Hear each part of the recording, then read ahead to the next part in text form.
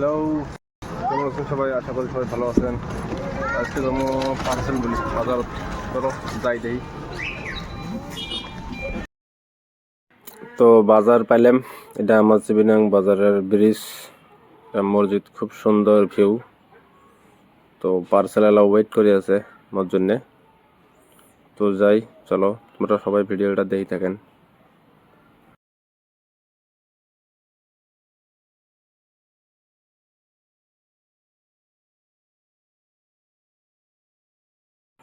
এটা আমার মেইন বাজার, চিবিনাং মেইন বাজার। এটা তিনালি।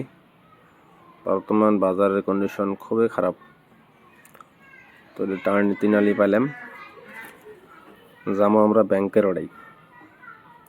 তো ব্যাংকের ওড়ে ওয়েট করে আছে, যাই। তো